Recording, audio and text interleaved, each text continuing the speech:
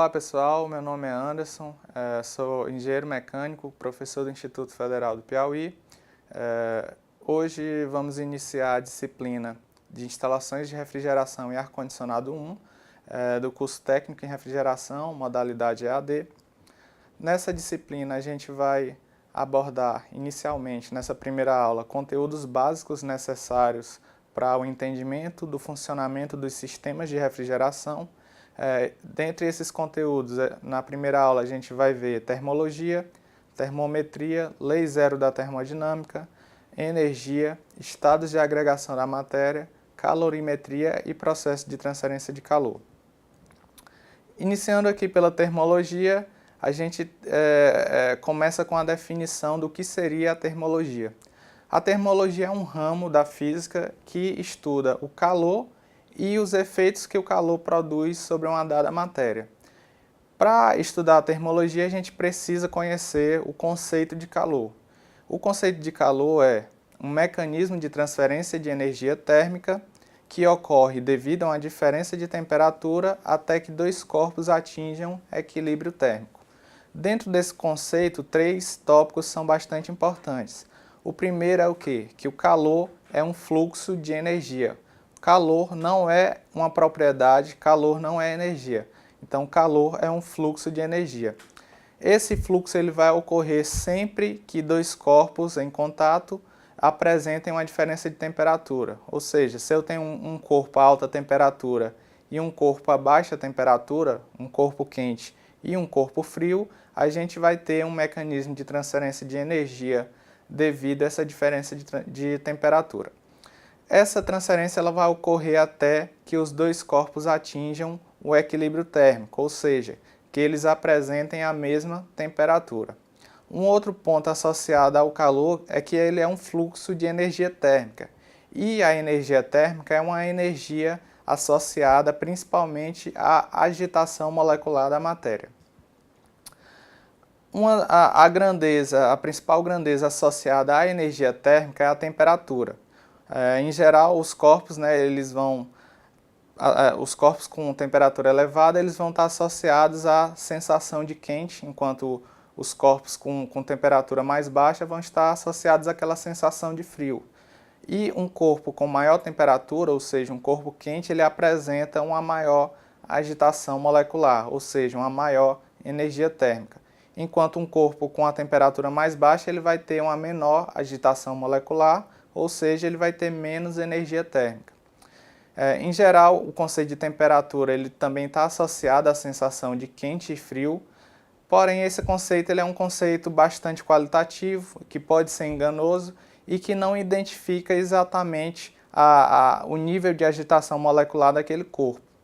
A avaliação quantitativa, ou seja, uma definição confiável do nível de agitação molecular de um corpo, é definida com base nos conceitos de termometria. A termometria ela está dentro da termologia, mas ela é responsável especificamente pelas técnicas de medição de temperatura. A medição de temperatura ela se baseia numa análise de variação de uma propriedade quando a temperatura de um corpo varia. Algumas substâncias elas vão ter uma dilatação quando tem um aumento de temperatura ou uma contração quando tem uma redução de temperatura. E, em geral, como por exemplo num termômetro de mercúrio, essa variação de volume, essa dilatação, ela é revertida numa identificação de graus de temperatura. O termômetro de mercúrio, quando colocado em contato com uma substância quente, o que é que vai ocorrer? O mercúrio lá dentro vai se dilatar, a coluna de líquido de mercúrio vai subir até atingir o equilíbrio térmico e demarcar uma certa temperatura, ou seja, medir, quantificar a temperatura e a agitação molecular do corpo. A temperatura, a termometria ela vai se basear em escalas de temperatura, existem várias escalas para a definição da temperatura, mas as principais que são utilizadas, principalmente no Sistema Internacional de Medidas, são as escalas Celsius e a escala Kelvin. Em geral, a Celsius é a mais utilizada, a mais comum no cotidiano, e a Kelvin é uma escala absoluta. A gente sabe que existe a possibilidade de conversão de temperaturas entre as escalas, e com relação a Kelvin e Celsius, a temperatura em Kelvin é dada como a temperatura em Celsius mais 273,15 graus. Também falando sobre as relações de temperatura Kelvin e Celsius, observa-se que a variação de 1 grau Celsius equivale à mesma variação de 1 grau em Kelvin, certo? O terceiro tópico dessa aula aqui é associado à lei zero da termodinâmica, que essa lei ela está baseada principalmente no conceito de equilíbrio térmico. A lei zero afirma que se eu tenho dois corpos, A e B, em equilíbrio térmico entre si, e esse corpo B está em equilíbrio térmico com um terceiro corpo, um corpo C, quer dizer que o corpo A também se encontra em equilíbrio térmico com o corpo C. O quarto ponto dessa aula está associada à definição e os conceitos de energia. O primeiro conceito associado à energia é que a energia é uma propriedade. Então, e essa propriedade de energia está associada principalmente à capacidade de uma matéria ou substância produzir um efeito. Esse efeito pode ser uma elevação de um peso, uma transferência de energia térmica, dentre outros. No Sistema Internacional de Unidades, a unidade de energia é o Joule, que é equivalente a Newton vezes metro. Essa definição de Newton vezes metro, vocês podem verificar que é uma unidade de força vezes uma unidade de comprimento, identifica que a energia ela também está associada a uma força aplicada a um deslocamento. Então, quando você imprime uma força em um dado corpo, promovendo o deslocamento desse corpo, o que você está fazendo, na verdade, é uma transferência de energia do seu braço ou sua mão para o corpo que você está movendo. Um dos princípios associados à energia, um princípio muito importante, também definido como primeira lei da termodinâmica, é o princípio da conservação da energia. Ele estabelece que a energia ela não pode ser criada ou destruída, apenas transferida e convertida entre suas diversas formas. Aqui a gente vê algumas formas de energia, a energia cinética, potencial, térmica, elétrica, nuclear. Existem várias outras formas ainda de energia, mas essas 5 são as 5 principais, as 5 mais usuais. A energia ela pode ser convertida de cinética para potencial ou vice-versa, de cinética para térmica ou de térmica para elétrica. Então, a energia ela pode se converter entre essas várias formas. E ela também, além de processo de conversão, a energia ela pode ser transferida. E existem basicamente 2 principais métodos de transferência de energia para sistemas fechados, que são o calor, como já foi comentado, que é um mecanismo de transferência de energia devido a uma diferença de temperatura. E o segundo método é o método do trabalho. O trabalho ele pode ser visualizado principalmente pelo exemplo que foi dado quando você aplica uma força sobre uma substância ou matéria e promove o deslocamento dessa matéria. Quando você empurra um dado corpo, você está aplicando uma força, promovendo um deslocamento, ou seja, você está realizando um trabalho. E esse trabalho caracteriza uma transferência de energia do seu corpo para o corpo que você está movendo. Apresentando algumas formas aqui de energia ainda, a gente caracteriza a energia mecânica. A energia mecânica ela vai estar associada principalmente à energia cinética, ou seja, a energia que um corpo tem quando ele se move com uma dada velocidade, a energia potencial, que é a energia que um corpo tem quando ele está a uma dada altura em relação a um referencial, e a energia de fluxo, que é a energia associada a um escoamento. A figura que está sendo mostrada aí, né, a gente verifica o quê? O princípio básico de funcionamento de uma hidrelétrica. A gente observa que no ponto 1, a água que está represada ali, ela não apresenta velocidade, ela está parada naquele ponto. Mas ela tem uma altura em relação ao estado 4, ao ponto 4, onde o 4 é tido como uma altura referencial, e isso vai caracterizar, essa diferença de altura vai caracterizar uma energia potencial para o estado 1.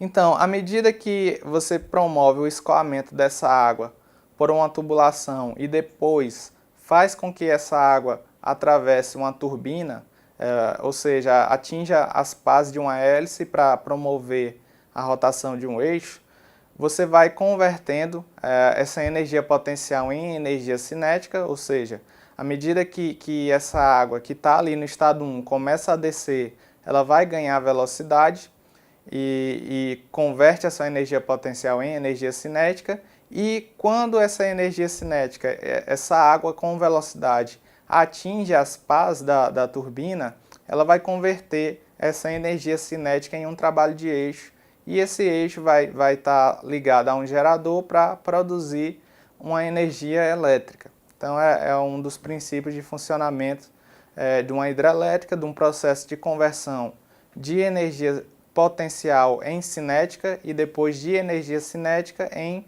energia elétrica. A energia térmica ela está associada na matéria principalmente à energia interna, que é uma representação macroscópica, uma representação geral das várias energias que a matéria possui na escala microscópica.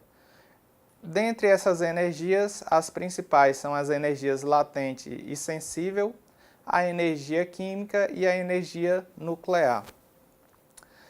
Ainda falando dessas três formas de energia microscópica, a gente tem que destacar a energia latente e a energia sensível. Essa energia está associada, quando latente, a um processo de mudança de fase, e quando sensível, ela está associada a um aumento de temperatura. E essas duas energias elas são bastante importantes para os sistemas de refrigeração. Por quê?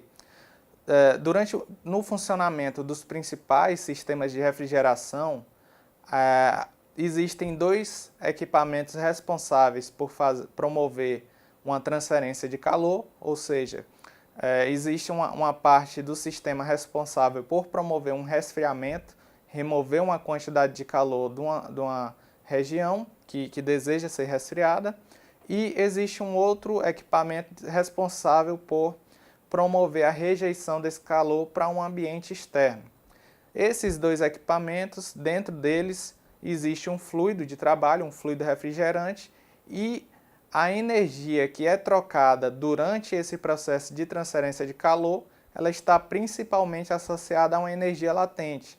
Dentro desses dois dispositivos, a gente tem um fluido mudando de fase, ou seja, trocando energia latente. Então, é uma energia bastante importante para o ramo da refrigeração, que está muito associada ao funcionamento, ao princípio de funcionamento dos ciclos de refrigeração.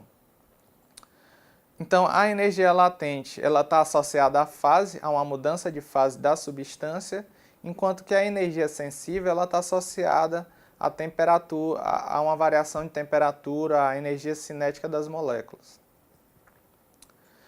Dentre os mecanismos de transferência de energia, a gente já estudou, já comentou sobre o calor, o mecanismo de transferência de energia devido a uma diferença de temperatura que ocorre até que os dois corpos atinjam o equilíbrio térmico. O segundo mecanismo de transferência de energia é o trabalho, que representa a possibilidade de uso da energia para produzir um efeito. E esse efeito pode ser o quê? Pode ser empurrar um corpo, pode ser mover uma mesa, pode ser elevar uma matéria, pode ser promover a rotação de um eixo, dentre outros. As principais formas nas quais o trabalho se apresenta, né, são formas mais usuais de verificar a manifestação do trabalho, ou seja, a manifestação da energia sendo transferida por meio de uma força promovendo um deslocamento, são Quando você empurra uma mesa, novamente você está transferindo a energia do seu corpo para aquela mesa por trabalho. Existem também as forças eletromotrizes que promovem o deslocamento de elétrons, ou seja, a formação de uma corrente elétrica. Existe o torque de um eixo produzindo uma rotação. Existe o trabalho associado a uma mola que produz o deslocamento de uma matéria. Existem também o trabalho associado a forças eletromagnéticas produzindo deslocamento de matéria. E também um dos principais, utilizados principalmente em sistemas de refrigeração, é uma força que promove a compressão de uma substância. Então, quando você promove a compressão, quando você comprime uma substância, você está transferindo energia por meio de trabalho para essa substância. O quinto tópico dessa unidade está associado aos estados de agregação da matéria. E os principais estados de agregação, os mais conhecidos, são as fases de líquido, sólido e gasoso. Então a gente vê aí essas figuras A, B e C, representando respectivamente a fase sólido, na figura A, onde a gente vê uma estrutura cristalina, uma organização molecular, uma maior rigidez que caracteriza os sólidos. Na estrutura B, na figura B, a gente verifica uma estrutura fluida, é uma estrutura onde as moléculas têm maior liberdade, ou seja, elas vão estar com maior conteúdo energético, elas vão ter uma maior energia cinética, uma maior possibilidade de movimento. Então, a fase líquida caracteriza uma fase com maior conteúdo energético em relação à fase sólida. A figura C representa a fase gasosa ou vapor, onde a gente verifica uma maior dispersão das moléculas. Existe uma maior distância entre essas moléculas e ela tem uma maior liberdade, uma maior quantidade de energia associada à agitação molecular, então também vai estar associada a uma maior temperatura e maior energia.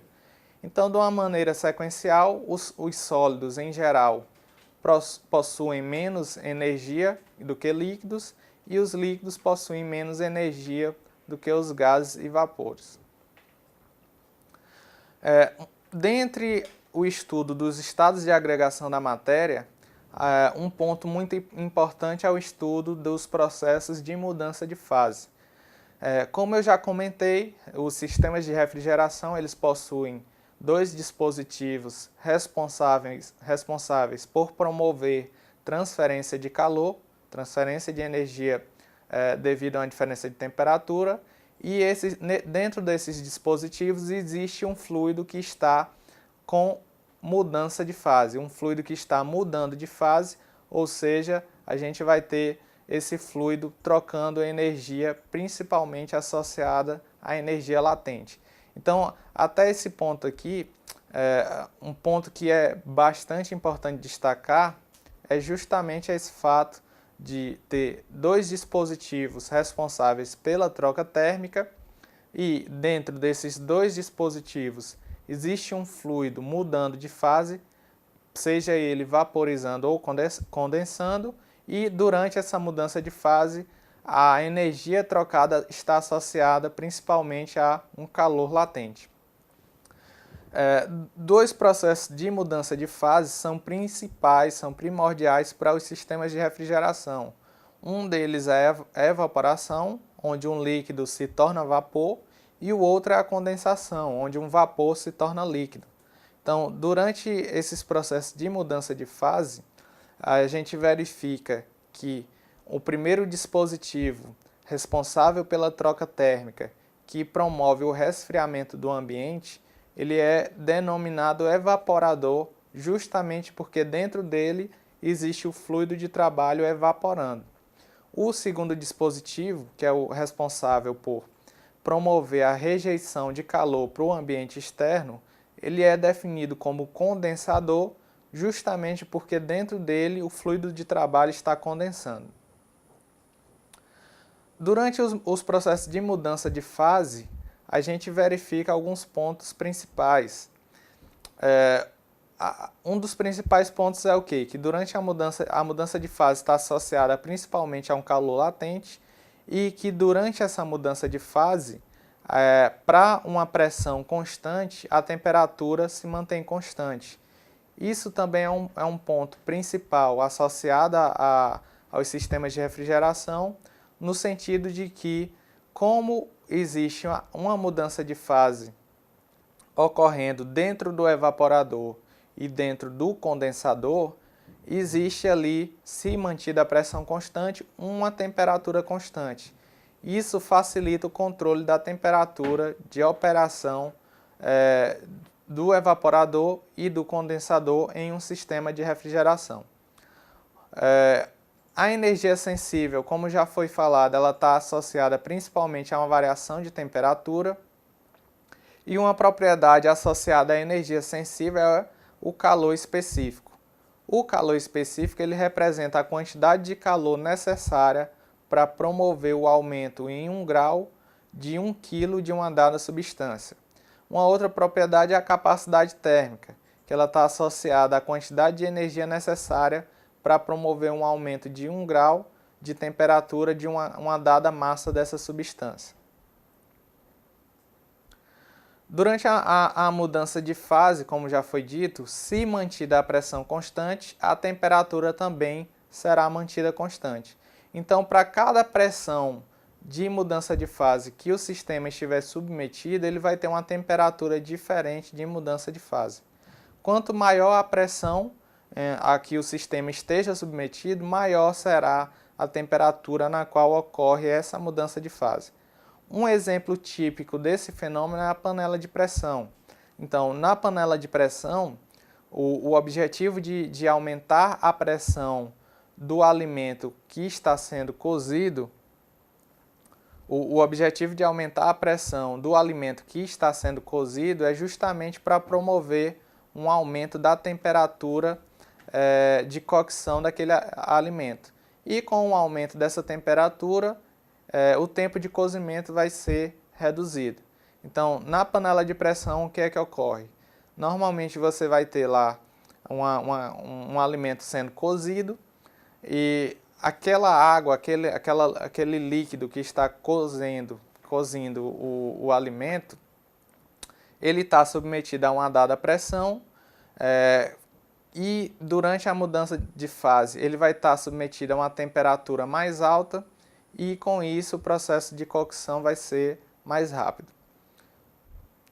Como eu já falei, essa questão de que para uma dada pressão existe uma temperatura de mudança de fase e que essa temperatura é constante ao longo de todo o processo de mudança de fase, isso facilita o controle das condições de pressão e temperatura dos sistemas de refrigeração. Durante a mudança de fase, a gente verifica que existem basicamente 5 regiões nos diagramas que relacionam as propriedades do fluido. Existe uma região onde existe apenas líquido, é uma região denominada de líquido comprimido ou líquido subresfriado. À medida que eu aqueço esse líquido, ele vai ter um aumento de temperatura, um calor sensível, até que ele atinja a temperatura de mudança de fase para a pressão a que ele está submetido. Quando ele atinge essa temperatura, ele é caracterizado como um líquido saturado. A partir desse momento, à medida que você aquece esse líquido saturado, ele vai promover um processo de evaporação que vai ocorrer a temperatura constante, se a pressão for mantida constante, até que ele vai evaporar completamente e se torna um vapor saturado. A partir do instante que se torna um vapor saturado, qualquer adição de calor vai promover um aumento de temperatura, volta-se à condição de energia sensível e ele vai se tornar um vapor superaquecido. O sexto tópico dessa aula está associado à calorimetria, onde a calorimetria é o estudo e a avaliação do calor. Como já foi dito, calor é um mecanismo de transferência de energia, calor não é uma propriedade, ou seja, a matéria não possui calor, ele é um mecanismo de transferência de energia, é uma energia em fluxo. e a quantidade de energia recebida ou rejeitada por uma substância na forma de calor sensível pode ser definida pela essa equação aí, que é igual à massa da substância vezes o calor específico vezes a diferença de temperatura entre as substâncias que estão em contato. Onde Q representa o calor em kJ, M representa a massa em quilo, o C representa o calor específico em kJ por quilograma Kelvin e o ΔT representa um aumento ou uma redução de temperatura. A quantidade de energia recebida ou rejeitada por uma substância na forma de calor latente, ou seja, a energia que foi adicionada ou removida durante um processo de mudança de fase, ou seja, a partir do momento em que o líquido começa a evaporar até um instante em que todo o líquido evaporou, é chamada de calor latente. Ela pode ser calculada por Q é igual à massa da substância vezes o L, que representa o calor latente dessa substância. Dentre ainda os processos de transferência de calor, eles ocorrem basicamente por três métodos: condução, convecção e radiação. Eu destaco já que dentre os processos associados à refrigeração, o principal método de transferência de calor é a convecção, porque ela vai estar ocorrendo de maneira forçada dentro do evaporador e do condensador, e também ela vai ocorrer mediante o escoamento do ar por fora do evaporador e do condensador. Iniciando pela condução, ela representa o fluxo de calor que ocorre quando átomos com maior conteúdo energético transferem sua energia para átomos adjacentes com menor conteúdo energético. Então ela vai ocorrer em matérias que estão em contato, uma com maior temperatura e outra com menor temperatura. O fluxo de calor partindo da de maior temperatura para o corpo de menor temperatura. A condução representa o fluxo de calor em kJ por segundo ou kW, uma unidade de potência, e ela pode ser avaliada ali por Q, a taxa de calor por condução é igual a K, que representa a condutividade do material, vezes A, que representa a área de contato entre os dois materiais, o ΔT, que representa a diferença de temperatura, e o ΔX, que representa a espessura do material. A convecção representa o fluxo de calor entre uma superfície sólida e um fluido, seja ele um gás ou líquido em movimento, é o que ocorre nos evaporadores e condensadores, e ela pode ser natural ou forçada. A convecção forçada ocorre quando você tem um equipamento que promove o escoamento daquele fluido, ou seja, por exemplo, um ventilador, onde você promove o escoamento do ar, uma formação de vento, e esse vento, por exemplo, passa pelo seu corpo, removendo calor por convecção. A transferência de calor, a taxa de transferência de calor por convecção pode ser calculada por H, que representa o coeficiente de convecção, vezes A, que representa a área de contato entre o sólido e o fluido, e a diferença de temperatura entre o sólido, a superfície sólida, e o fluido que está em contato com ela. Por último, a radiação representa um fluxo de calor que vai ocorrer por meio de ondas eletromagnéticas, e uma característica importante da radiação é que todo corpo emite a radiação.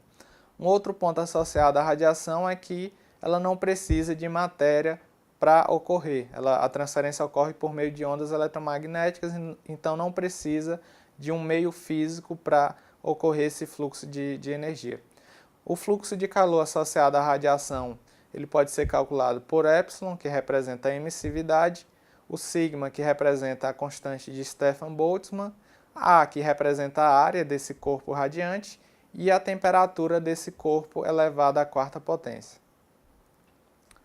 Então, o resumo da aula de hoje, os pontos principais que devem ser lembrados são a definição de calor como um mecanismo de transferência de energia que ocorre devido a uma diferença de temperatura até que os dois corpos atinjam um equilíbrio térmico, o princípio da conservação da energia, que afirma que a energia ela pode ser convertida e transferida, convertida entre suas várias formas, a energia cinética, potencial, elétrica, energia térmica, dentre outras, e ela pode também ser transferida, seja ela por calor ou trabalho, justamente os mecanismos de transferência de energia. Um outro ponto está associado à mudança de fase das substâncias, principalmente porque no evaporador e condensador do sistema de refrigeração está ocorrendo a mudança de fase. Dentro do evaporador ocorre uma evaporação, ou seja, o fluido que está lá dentro passa do estado de líquido para vapor, e dentro do condensador ocorre uma condensação, ou seja, o fluido que está lá dentro passa do estado de vapor para o estado de líquido. Existem ainda as definições de calor sensível, que é um calor associado a uma variação de temperatura, e calor latente, que é justamente a quantidade de energia que é trocada durante um processo de mudança de fase.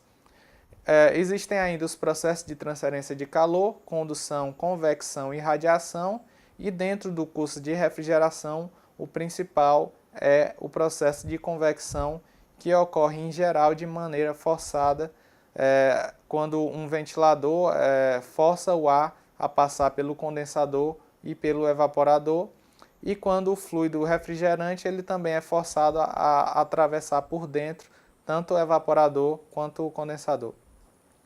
Então aí algumas referências para estudo, né, alguns livros que vocês podem pegar para estudo desse conteúdo, e está encerrada essa primeira aula.